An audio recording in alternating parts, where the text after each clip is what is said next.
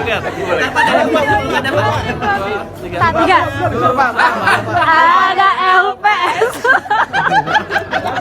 Makasih, Pak. Gimana sih gaya kepemimpinan Pak Purbaya, Menteri Keuangan Republik Indonesia? Hai, aku Ashifa Zulfa Sukriyah, NPM.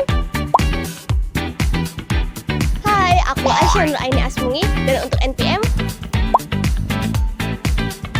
Halo semuanya, perkenalkan nama aku Jian Fasabila, NPM di sini ya. Halo semua, aku Korina Riani, NPM ada di sini. Hai, aku Saira Jasmine Salsabila, NPM ada di sini. Bapak Purbaya Yudi Sadewa adalah Menteri Keuangan Republik Indonesia yang menjabat sejak 8 September 2025 yang dilantik oleh Presiden Prabowo Subianto menggantikan Sri Mulyani Indrawati. Nah, beliau ini lahir di Bogor 7 Juli 1964 yang dikenal sebagai ekonom dan insinyur yang ahli dalam bidang makroekonomi dan keuangan negara. Selain itu juga beliau berstudi atau menempuh pendidikan di Institut Teknologi Bandung (ITB) dan juga melanjutkan studinya hingga gelar doktor di Purdue University Amerika Serikat. Nah, sebelum menjabat sebagai Menteri Keuangan Republik Indonesia, dia juga menjabat sebagai Ketua Lembaga Penjamin Simpanan atau LPS dari periode 2020 hingga 2023. Selain itu juga pernah menjabat di Kementerian Koordinator Perekonomian. Bagaimana sih dengan gaya kepemimpinan Pak Purbaya? Yang pertama nih, beliau cenderung memiliki gaya kepemimpinan yang rasional. Jadi dalam mengambil suatu keputusan itu berdasarkan dengan data, hasil analisis, dan juga perbandingan yang logis. Jadi dalam mengambil keputusan, beliau langsung terjun ke lapangan, melihat apa yang sebenarnya terjadi di sana, lalu membandingkan beberapa pilihan-pilihan yang ada, dan yang terakhir, mengambil satu keputusan yang pasti, yang paling efisien dan juga minim dengan resiko. Lalu untuk poin yang kedua, beliau menerapkan yang namanya gaya kepemimpinan situasional. Jadi beliau bisa menyesuaikan diri tergantung dengan situasi yang ada. Contohnya, dalam hal terdesak, beliau bisa bersifat tegas. Lalu untuk beberapa kondisi seperti sedang berdiskusi, beliau bisa memberikan ruang kepada para anggotanya untuk menyampaikan pendapat mereka masing-masing. Lalu untuk poin yang ketiga adalah partisipatif, di mana beliau sangat menjunjung tinggi yang namanya kerjasama tim dan juga komunikasi yang baik. Karena menurut beliau, suatu organisasi keberhasilannya itu tergantung dengan yang namanya kolaborasi aktif dari para anggotanya. Nah, dari hal tersebut dapat disimpulkan bahwa gaya kepemimpinan dari Pak Purbaya ini adalah kolaborasi antara rasional, situasional, dan juga partisipatif. Baik, selanjutnya itu ada karakter kepemimpinan dari Yudi Purbaya Sadewa. Ia dapat dianalisis sebagai kombinasi antara orientasi teknokratis dan karakter asertif. Orientasi teknokratis dapat dilihat dari kecenderungan menempatkan rasionalitas, keahlian, penggunaan data sebagai sumber utama dalam pengambilan keputusan. Hal ini menunjukkan bahwa kebijakan yang dihasilkan nantinya itu lebih berfokus pada efektivitas sistem, efisiensi, dan pencapaian output yang terukur. Selain itu, karakter asertif juga dapat terlihat dari saat dia menyampaikan sifat ataupun posisi kebijakan atau saat beliau menyampaikan informasi-informasi, beliau ini terkesan kritis, tegas, dan langsung. Karakter ini juga dapat memperjelas arah kebijakan dan konsistensi dalam proses pengambilan keputusan, terutama dalam situasi yang menuntut kepastian dan keberanian dalam mengambil pilihan kebijakan. Dalam konteks kepemimpinan sektor publik, kombinasi antara teknokratis dan asertif ini berorientasi pada kinerja serta kemampuan menjaga stabilitas kebijakan. Selain itu, karakter kepemimpinan tersebut juga dapat mengindikasikan berorientasi pada visi perbaikan terhadap tata kelola, khususnya kebijakan yang lebih berbasis pada kinerja, efisiensi, dan akuntabel. Namun, dominasi pendekatan rasional dan ketegasan itu dapat mengurangi rasa sensitivitas terhadap dinamika sosial dan persepsi masyarakat, sehingga berpotensi untuk meningkatkan kesenjangan antara efektivitas kebijakan dan penerimaan publik. Sebagai pemimpin di sektor keuangan, Menteri Keuangan dituntut memiliki gaya komunikasi yang jelas, transparan, dan juga berbasis data.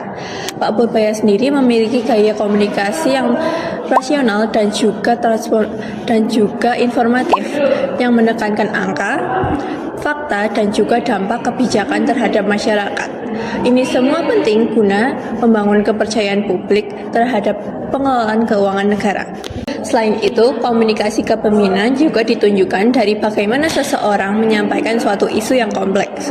Pak Purbaya sendiri dapat menyampaikan isu kebijakan fiskal yang rumit dengan bahasa yang lebih sederhana sehingga masyarakat dapat mengetahui manfaat dan juga tujuannya. Hal ini menunjukkan komunikasi strategis yang dimana pesan disesuaikan dengan audiens yang menerimanya. Dari sisi kepemimpinan, Pak Purbaya sendiri memiliki gaya kepemimpinan transformasional, yaitu mengajak masyarakat untuk berpartisipasi dalam memahami pentingnya stabilitas ekonomi dan juga mengajak masyarakat untuk mendukung kebijakan pemerintahan. Komunikasi sendiri tidak bersifat satu arah, tetapi juga membuka ruang publik, ruang dialog di forum publik ataupun media. Oke, selanjutnya di sini saya akan membahas terkait Bapak Purbaya Yudi Sadewa dalam mengambil keputusan.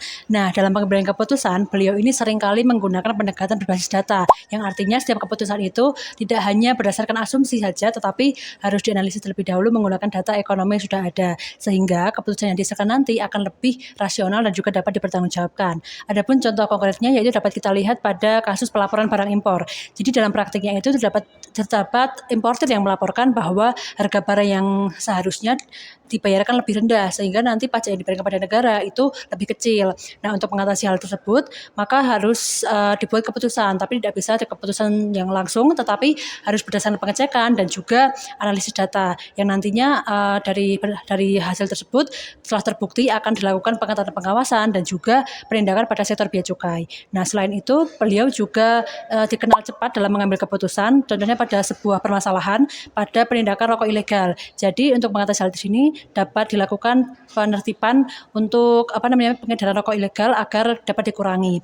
Nah, selain itu kebijakan ini juga berorientasi pada ekonomi jangka panjang atau ekonomi dalam negeri. Jadi terutama untuk pelaku usaha domestik. Nah, yang akan tidak dapat dirugikan oleh praktik ilegal dan juga kecurangan-kecurangan lainnya.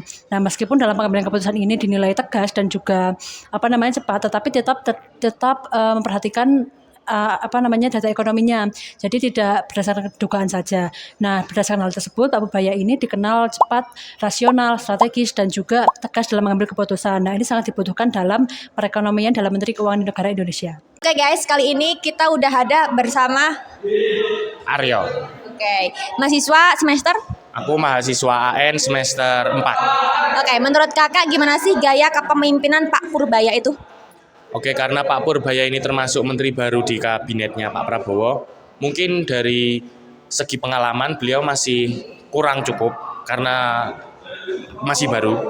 Tapi dalam track record 2024 sampai 2026 ini dia banyak mengeluarkan kebijakan-kebijakan yang agresif seperti pemangkasan dan lain sebagainya.